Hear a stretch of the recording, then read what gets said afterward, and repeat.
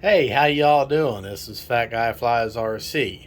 I'm going to do a little part of my beginner RC basic series. I'm going to show you that the scenario is that you have put your model together. In this case, I'm using the e-flite Valiant. You've got your model together. You don't understand about making sure your servos are centered and everything right off the bat. You just put the thing together. You read something about making sure the servos are centered. You just took it for granted that they are, whatever that means, and you put it together and you got it bound up by the instructions, and now your aircraft is all ready. Just let you know, I only have the fuselage out of this Valiant, but that's the scenario. And one of your control surfaces, in this case the rudder, even though it's all bound up, no matter what you do, it comes back it's not level. It's not even with the rest of it. So let's take a look at this real quick and I'll show you what I'm talking about. As you can see, make sure the camera is in good shape. As you can see, got the Valiant here, right? And she's already bound up. And I got my rudder moving. But as you can see, that rudder does not come back completely straight. It's off to one side. Well, how can I fix that? Well, I'm going to show you. Okay? Now, you could use electronically on your radio and get it back, but then you're going to lose so much of your trim in the opposite direction in case you need to trim it while in flight or on the ground before you take off. So, let's get her back to neutral. And then you hear that term where all your control surfaces are neutral. What that means is like this elevator is perfectly flat. The elevator that goes up and down, whenever I let the sticks go back to their natural position, the elevator is level. However, when I let the sticks go back to neutral position on the rudder, as you can see, let me show you an upside top view. As you can see, part of it is still flared up some. And so when I let go of the sticks, that should be going straight, not at an angle. So we need to mechanically fix that. That way, if you mechanically fix it, like you really should have done before you started, then you wouldn't be having to deal with this right now, and it wouldn't take away from some of your electronic trimming. So let's turn her on her side, okay? And what we're going to do is let me turn it on the other side. Wait, that was the right side. Okay. Here is the control rod or push rod for the rudder. And there's where it connects, okay? So what you're going to want to do, let me get to the position. What you're going to want to do is slide the fuel tubing off. This is like a little rubber band looking thing. You're going to slide that off, okay? And you're going to want to undo the clevis. It has a little pin, okay? Now, just like with the laws of screws, left to loosen, right to tight, okay? So if I wanted this clevis to go in some, I want it to go this way in order to pull this rudder in towards it. So it's just a matter of trial and error. She's still off. So you're going to take, and this particular clevis is on a threaded rod. I'm going to have to set her down just like this, okay? Kind of shadowy there, but I'm going to start turning this right. In other words, making that clevis turn in on the thread. And what you can pay attention to is you can see the pin and you see your control horn of your surface, and look as you turn it, see if it moves in. And it is. It's slowly moving in on the threads, and I can see that it's starting to be level or starting to line up right there where my thumb is, with the end, the clevis, and the control arm.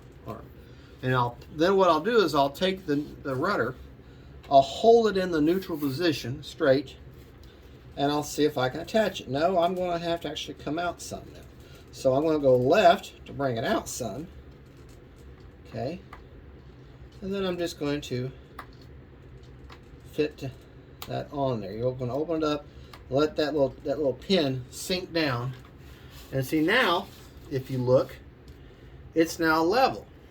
Okay, or straight.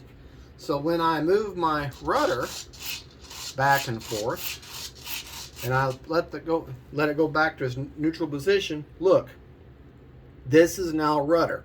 So this means I would now have 100% either way of my electronic trim to keep this trim. Understand, there's basically two trims.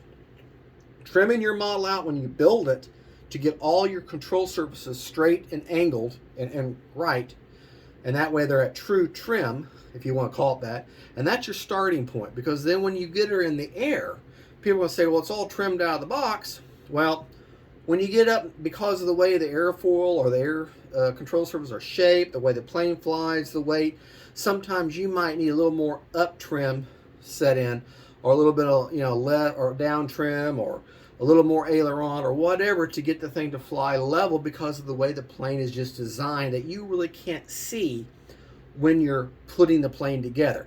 The idea is get her all neutral, and that's your starting point. Lots of these e-flite planes and a lot of the better, more reputable company planes, when they come out of the box and you got them all trimmed out like this, nice and straight, usually you don't have to put any trim. Maybe just a little touch here and there. That's what your electronic trimming is for. Those little fine touches to make the plane fly straight and level. Okay, now, I've shown you that once you've got the plane together, you bind her up, and one of your control, and that same procedure applies for your elevator, your ailerons, your flaps, whatever. You undo your clevis, detach it from the control arm of the control surface, and you disattach your push rod from the control arm of the surface, and then you will move the clevis in or out by screwing it in or screwing it out in order to get the control surface now level, reattached, and then you should then have 100% of your electronic trim either way. And that's basically just it. Now, there are all kinds of clevises. You've got them clamp kind like this that has a little pin, then you slide the fuel tubing over it or rubber band over it. If you don't have rubber band around it, I suggest a small zip tie and put that on there just off from the connection to keep, because that little bit of rubber band may keep your clevis attached and keep your control surface working for you. And that's just a little extra safety that you need. And the other thing you can do before you even assemble the model is during the assembly process is go ahead and make sure your control surfaces are neutral from the get-go. Okay, and that's not hard to do, but you're going to need, this is just a thrown together servo tester. Okay, and so what you're going to need to do, let me show you. Let me grab my materials real quick. Grab the battery out of the plane. By the way, my throttle is of course turned off. Okay, and let's just say I'm going to have to try to do this with one hand and hold the camera. Okay, let's just say, for argument's sake, okay, same scenario. You had one of your control surfaces after you put it together and it wasn't quite straight. Okay, you would detach it wherever like I explained, you would disconnect it, and then you'd find the appropriate servo, okay, inside of here. In this case, this is the rudder servo, okay. In order to test this, you would take, let me set the camera down real quick, okay. You would undo everything we talked about, okay. You would undo the control rod, the clevis, and all that, you would take your servo tester, okay?